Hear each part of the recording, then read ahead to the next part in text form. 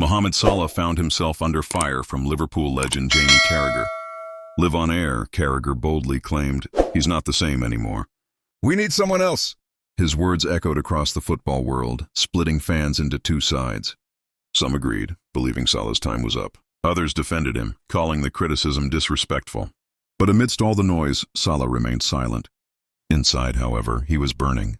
He knew football was a ruthless game. One bad season, and people forget everything. The goals, the trophies, the records, all erased in an instant. But Salah didn't believe in talking. He believed in proving, and that's when the story took a turn. The perfect stage was set. Liverpool versus Manchester City. A high-stakes clash where the world would watch his every move. Was he truly past his prime, or was this the moment he would silence his doubters? But before the game even began, another bombshell dropped. Jamie Carragher had more to say, and it only added fuel to the fire. Just days before the massive showdown against Manchester City, Jamie Carragher struck again. This time he didn't just question Salah's form, he questioned his character. "Salah needs to learn from Van Dijk," Carragher said bluntly. "Look at how Van Dijk carries himself, how he handles his contract talks. Salah, he's too focused on himself." The football world exploded. Fans were furious. Was Carragher seriously comparing Salah, the man who had carried Liverpool for years, to someone else? Social media was a battlefield. Some believed Carragher was right, that Salah had lost his hunger. Others saw it as pure disrespect. But while everyone debated, Salah remained silent. No press conferences, no tweets, no reactions. Instead, he trained harder. Every sprint, every shot, every drop of sweat, it all had a purpose. He wasn't just preparing for a match, he was preparing for war. And then, the moment arrived, match day, Liverpool versus Manchester City. The tunnel was silent, filled with tension. Players exchanged stares, fists clenched, ready for battle. Salah stood at the front, his eyes locked forward, unreadable. No emotions, no distractions. Just one thought in his mind. Tonight, the world would remember his name. And as he stepped onto the pitch, the Anfield crowd erupted, roaring like a storm. But was it a cheer of belief or doubt? Salah would soon find out. As the referee blew the whistle, the Anfield crowd roared, but something felt different. This wasn't the usual electric support Salah was used to. There was hesitation, doubt. Some fans still believed in him. Others had started to wonder if Carragher was right. Was Salah truly past his prime? Would this be the match that proved it? He could feel the weight of their expectations, but he didn't care. His only focus was the game. From the first touch, Manchester City came out strong. Their midfield dominated possession, pressing high, suffocating Liverpool. Every time Salah got the ball, two defenders swarmed him, forcing him back. The cameras zoomed in on his face, calm, focused, unreadable. He wasn't frustrated. He was waiting for the right moment. And then, in the 15th minute, that moment nearly came. A quick counterattack, a perfectly placed through ball, Salah broke free. Anfield gasped. This was it. But just as he was about to pull the trigger, Ruben Dias came sliding in with a last-second tackle. The ball flew out for a corner. The chance was gone. The cameras panned to Jamie Carragher, watching from the stands. He smirked, shook his head.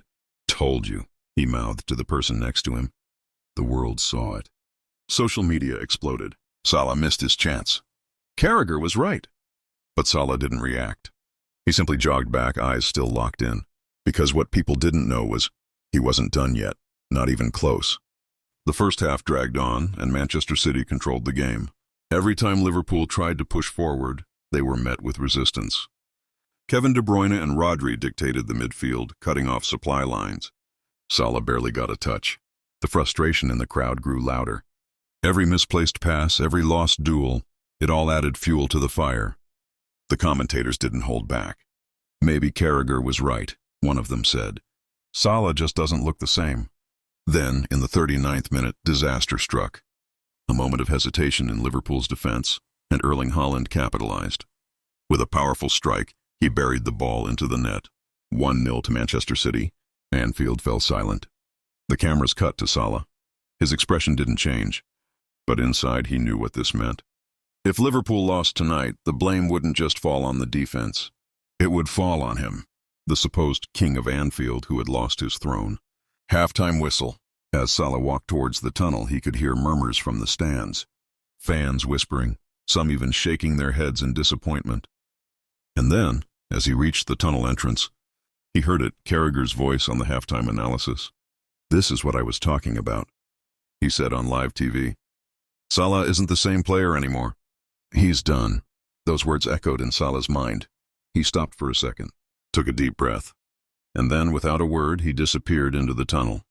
Because when the second half started, he was going to remind the world exactly who he was. Inside the Liverpool dressing room, the atmosphere was tense. Klopp paced back and forth, rallying his team. "We're not losing like this," he shouted. Players listened, nodding, but Salah? He sat in silence, staring at the floor. He wasn't thinking about Klopp's words. He wasn't thinking about the score. His mind was locked on one thing, Jamie Carragher's voice, repeating over and over, "Salah is done." His fingers curled into fists. His heart pounded. If they thought he was finished, they were about to see something they would never forget. The second half kicked off, and instantly Salah was a different beast. The first time he got the ball, he didn't hesitate. A quick turn, a burst of pace, he left two City defenders behind. The crowd gasped. This was the Salah they remembered, the one who tore defenses apart like they were nothing. Then, in the 52nd minute, he created the first real chance. A slick 1-2 with Darwin Núñez, a quick cut inside, and a curling shot towards the far post. It was perfect, almost. Ederson stretched out, fingertips pushing it just wide. But now the stadium had come alive. Even Jamie Carragher, watching from the stands, leaned forward. Something had changed. Salah wasn't just playing to win. He was playing with a fire no one had seen in a long time. And the scariest part? He was just getting started. The energy inside Anfield had shifted. The doubters who had spent the first half questioning Salah were now on their feet, watching him with anticipation. Every time he touched the ball, there was a sense that something was about to happen. Manchester City's defense felt it too. They tightened their lines, marking him aggressively. But Salah had already switched gears. He was no longer reacting to the game. He was controlling it. In the 64th minute, the breakthrough finally came. A loose pass in midfield, Trent Alexander-Arnold pounced, winning the ball back. Without thinking, he launched it forward, straight into Salah's path. The crowd held its breath. One touch to control, another to push past Akanji. He was through on goal. The angle was tight, but Salah didn't care. He struck it with venom, the ball rifling past Ederson and smashing into the net. "Goal!" Anfield erupted. The king had returned. Salah didn't celebrate wildly. No knee slide, no shouting.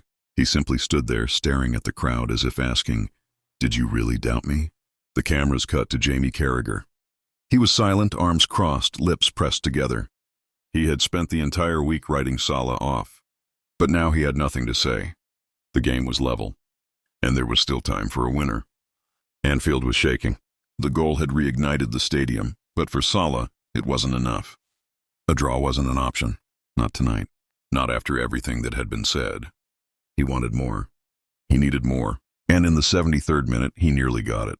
A blistering counterattack, Luis Diaz raced down the wing, cutting inside before slipping the ball to Salah at the edge of the box. The entire stadium held its breath. Salah took one touch, then another, opening up his body for the finesse shot. He curled it toward the top corner, only for Ederson to somehow tip it over the bar. Salah clutched his head. He knew that should have been the winner. But he didn't sulk. Instead, he turned to the crowd, waving his arms, urging them to get louder. The fans responded, roaring in unison. The energy was back. The belief was back. And most importantly, Mohamed Salah was back. Jamie Carragher, sitting in the commentary booth, leaned forward. For the first time that night, he wasn't analyzing, wasn't criticizing. He was just watching, and deep down, he knew Salah wasn't finished. The king of Anfield wasn't stepping down. He was taking back his throne. The clock ticked down. 85 minutes played. The score was still 1-1. Manchester City looked content with a draw, passing the ball around, slowing the game down. But Salah? He wasn't done. He could feel it. One more chance was coming. And when it did, he had to take it. Then in the 88th minute, the moment arrived. A mistake. Rodri miscontrolled the ball in midfield. And in a flash, Alexis McAllister intercepted. He didn't hesitate. One quick pass forward. And Salah was off. Sprinting. The crowd was on its feet. The entire City defense scrambled back, but Salah was too fast. Only Ederson stood in his way now, one-on-one. Everything slowed down. The noise faded. Salah had been here 1,000 times before. He knew what to do. As Ederson rushed out, Salah feinted to shoot, then calmly chipped the ball over him. The net rippled. Goal! Anfield exploded. Players swarmed him. Fans screamed his name. But Salah? He simply turned to the cameras, smiled, and held a finger to his lips. Silence the doubters. Silence the critics. Silence Jamie Carragher. Anfield was in chaos. Fans were hugging, screaming, some even in tears. Mohamed Salah had just won the game in the most iconic way possible. His teammates mobbed him, but he remained calm, looking up at the stands where Jamie Carragher sat, speechless. The same man who had doubted him, the same man who had said he was finished, now had nothing to say. The cameras caught Carragher's face, arms crossed, lips pressed together, defeated. As Salah walked back to the center circle, he finally let his emotions show. He pounded the Liverpool badge on his chest, staring into the night sky. This wasn't just a goal. This wasn't just a win. This was a statement, a reminder to the world. He wasn't finished. He wasn't slowing down. He was still the king of Anfield. When the final whistle blew, the stadium erupted once more. As Salah walked off the pitch, reporters rushed toward him, microphones in his face. "Mohamed, do you have anything to say to your critics?" He paused for a moment, thinking. Then, with a small smirk, he simply said, "I let my football do the talking." And with that, he walked away, leaving the world to witness the return of a legend. The echoes of Salah's performance didn't fade when the final whistle blew. The world was still talking about it. Pundits, journalists, even rival fans, everyone had to admit it. He had proved them wrong. Social media exploded with reactions. "Never doubt the Egyptian king," one fan tweeted. Memes flooded the internet, mocking Jamie Carragher's earlier words. Even Liverpool's official account posted a simple message: "Mo Salah, that's it." That's the tweet. Meanwhile, in the Sky Sports studio, Carragher sat with a forced smile. He had spent days questioning Salah's abilities. And now, in front of millions of viewers, he had to admit defeat. "Listen," he finally said, shaking his head. "Salah heard what I said." And he responded in the best way possible. Fair play to him. But deep down he knew. This wasn't just a response. This was a warning. Salah wasn't going anywhere. As Salah left the stadium that night, fans waited outside, chanting his name. He waved, smiling, but he wasn't thinking about the past anymore. His mind was already on the next challenge. Because legends don't just prove themselves once. They do it again and again. And if anyone dared to doubt him in the future, he'd remind them, just like he did tonight. Not with words, not with arguments, but with football that speaks louder than anything else.